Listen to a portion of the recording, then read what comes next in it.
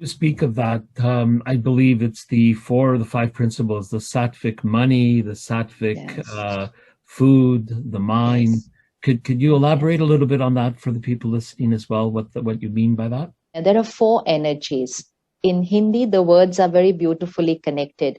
It's dhan, which means money, then an means food, then man, the mind, and then tan, body. So these are four connected energies. So the money we earn is the first energy that enters into the house. Money is not just currency with which we buy things. Money is energy of the way we earned that money. So now what's happened in society, priority is how much I earn. Priority should not be how much I earn. Priority should be how I earn, because what I earn only buys me physical comforts.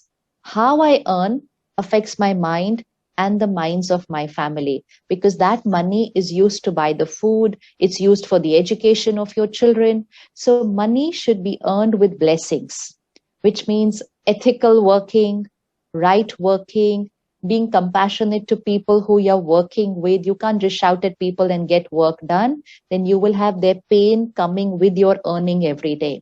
And if you're into business, put the other person's benefit important even more than your benefit, which means think about the client before yourself. Don't prioritize, okay, what will I get out of it? What will they get out of it? What will they benefit? When they benefit, I earn blessings. And when we earn blessings, we earn more money than we had ever imagined, because blessings give us trust, they give us love and acceptance of the client. We earn much more, but most important, we also earn peace of mind. We also earn beautiful relationships. So, dhan, the money we earn, needs to be sattvic, which means high vibrational energy with the money. Then the food we eat. So if the money is not right, the food bought with that money will also get affected. So it has to go in all the four steps. Then the food we eat is a plant-based diet, because the vibrations of the food affect our mind. We are what we eat. We are what we eat doesn't only mean that the body is what we eat. It is I am what I eat, not my body is what I eat. It is I am what I eat.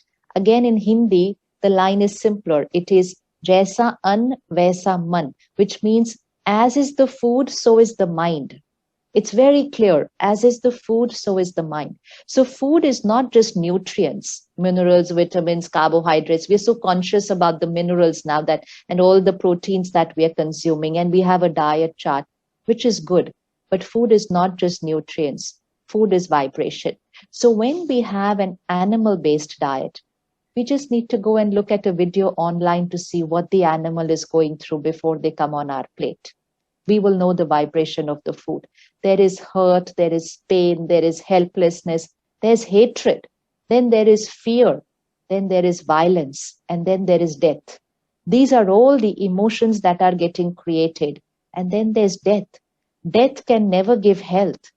A death of someone cannot give health to me. It can give me proteins. Proteins doesn't equal to health. Proteins is just one nutrient of the body, which I can easily get from a plant-based diet. So an animal-based diet is a total no-no, absolute no-no for healing of the mind and the body. Another principle of sattvic diet is the way it is cooked. So if I just have a plant-based diet, that's not the highest vibrational diet. The way I am cooking it. If I'm in stress while I'm cooking my food, if I'm angry with someone and I'm cooking my food, if I'm hurt, I'm crying and I'm cooking my food, that food should not be eaten. We should not eat that food because all that pain vibrations has gone in that food. So the kitchen is a place from where the minds of the family can be influenced. So high energy words need to play in the kitchen, which means prayers, hymns, spiritual songs. Let it just play gently in the background in the kitchen. Every word will energize the food and the water. So food and water vibration is very important. So while cooking, the mind needs to be very calm and peaceful. So how I earn, what I eat, how it's cooked, and then how I eat. Now, when we eat food, there are three ways. One, food that is cooked in the remembrance of God. We call that prasad. In the temples, in the gurdwaras, if you come, you will always get something to eat over there. So it's cooked in the remembrance of the divine.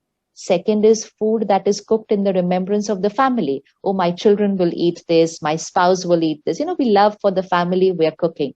And third is food that is cooked for business. It's with the intention of profit. You eat, I earn. Now that's a very different energy that goes into the food. So as far as possible, eat home cooked food. Buy food only when it's absolutely necessary, like when you're traveling or something. But don't sit at home and order food.